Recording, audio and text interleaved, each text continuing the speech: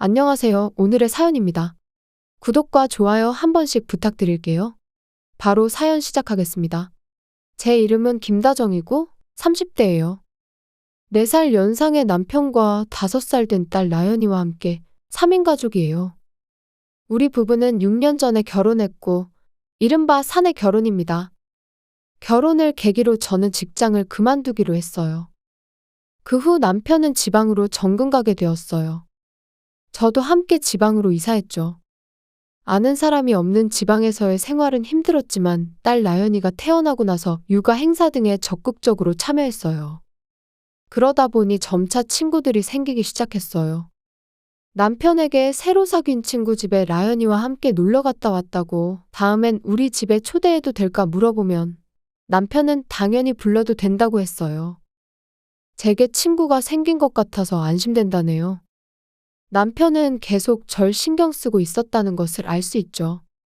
다정한 남편 덕분에 지방 생활에 어느 정도 익숙해졌을 때 남편이 본사 근무로 복귀하는 게 결정됐어요.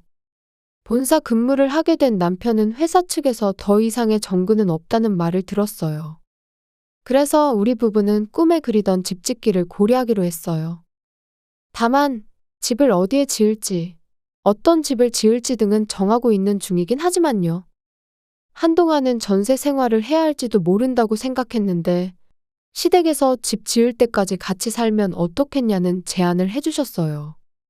시어머니는 동거를 기대하는 눈치였고 결국 시댁에서의 생활이 시작됐어요. 라연이가 새로운 유치원에 금방 적응해 매일 유치원에 가는 걸 좋아하고 있었어요. 저도 동네 카페에서 아르바이트 하기로 했고요. 겉으로 보기에는 평범한 하루하루를 보내고 있는 것처럼 보이지만 사실 시어머니의 시집살이도 시작되었어요. 시어머니는 처음부터 남편과 함께 사는 게 유일한 낙이었어요. 저와 라연이가 덤으로 따라온 거죠. 시어머니에게 우리는 화풀이 대상으로 자리매김한 것 같았어요. 제가 만든 음식에는 항상 맛이 없다며 영양균형이 맞지 않는다며 매일 불평하셨어요. 그런데도 매번 다 먹어치우니 시어머니의 진심이 뭔지는 잘 모르겠어요. 청소나 빨래하는 방법도 매일같이 참견해요. 그래도 매일 다시 하다 보니 시어머니가 마음에 들어하는 방법도 알게 되었고 2주 정도 지나서는 시어머니의 간섭을 받지 않게 되었어요.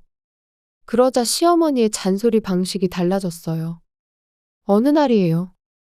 제가 아르바이트를 마치고 집에 돌아오니 현관 앞에 커다란 쓰레기 봉투가 놓여 있는 거예요. 뭐지? 의아한 생각이 들었지만 그대로 집에 들어가 방으로 향했어요. 그런데 방이 어지럽혀져 있었어요. 어? 뭐야? 도둑이라도 들어온 건가? 저는 겁이 나서 바로 거실로 향했어요. 거기에는 시어머니가 소파에 앉아 쉬고 계셨어요. 어머님, 제 방에 도둑이 들어왔던 것 같아요. 도둑이요. 그러자 시어머니는 아무렇지도 않게 이렇게 말씀하셨어요. 네 방은 내가 정리해줬어. 요즘은 미니멀리즘이 유행이잖아? 필요 없는 물건은 내가 다 처리해놨어. 그 말에 현관에서 본 커다란 쓰레기 봉투가 떠올랐어요. 시어머니와의 대화는 그 자리에서 끝내고 현관 앞에 놓여있던 쓰레기 봉투를 가지러 갔어요. 열어보니 제 옷과 가방뿐만 아니라 라연이 장난감도 들어있었어요. 왜 이런 짓을 하시는 거예요? 제 건 그렇다 치더라도 라연이 물건까지 이렇게 하는 건 너무 하시잖아요. 그러자 시어머니가 남편만 이 집에 살면 되는 거지. 둘은 덤으로 왔으니 큰 소리 치지 말라고 하시는 거예요. 저는 시어머니가 우리를 이렇게까지 싫어하는지 몰랐어요. 시어머니는 웃으면서 나가줬으면 좋겠는데 참는 거니까 자기 말 잘 들으라고 했어요. 웃으면서 그런 말을 하는데 시어머니가 정말 섬뜩했어요. 나중에 남편에게 이야기를 해봤어요. 어머님이 나랑 라연이를 싫어하는 것 같아. 오늘 우리 물건을 다 버리려고 했어. 자기가 좀 어머님한테 그러지 말라고 얘기해주면 안 돼? 엄마는 너랑 나연이를 반가워했어. 집안이 활기차고 재밌다고 하셨고 말이야.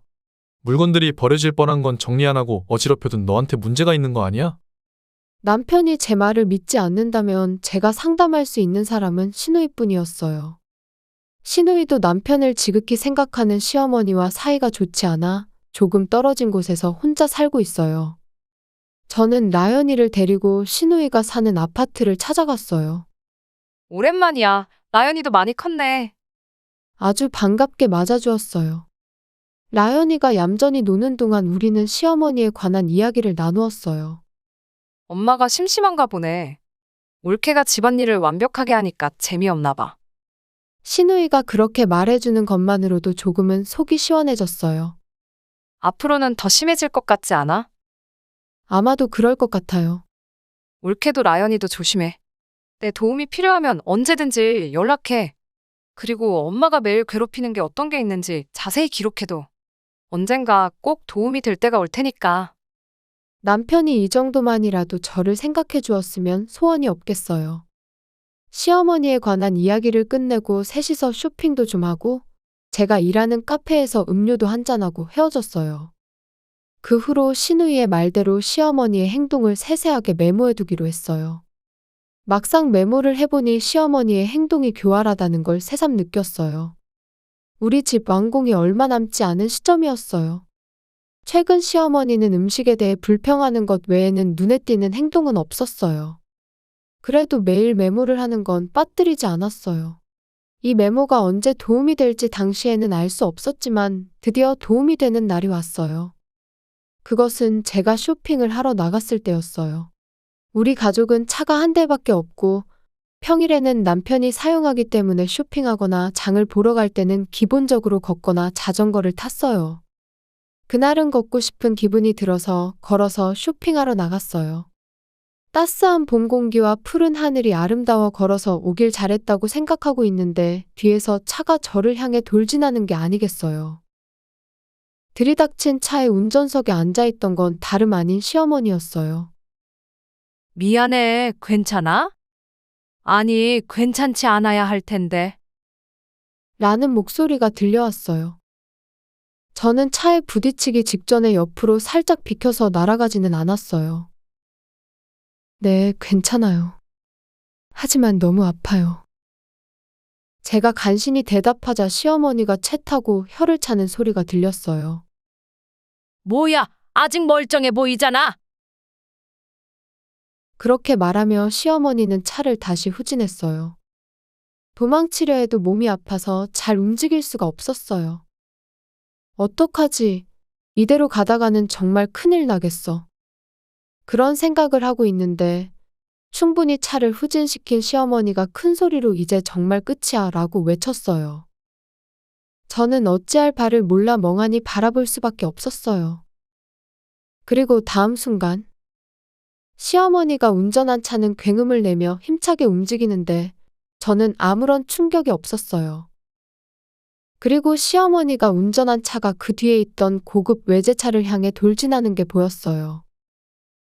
이게 무슨 일이지? 잠시 생각해보니 혹시 시어머니가 기어를 드라이브에 넣지 않고 후진 상태에서 가속 페달을 힘껏 밟고 있는 게 아닌가 하는 생각이 들었어요. 시어머니의 차는 내려올 기미가 보이지 않았어요. 이 범행을 목격한 사람들이 구급차와 경찰을 불러주었어요.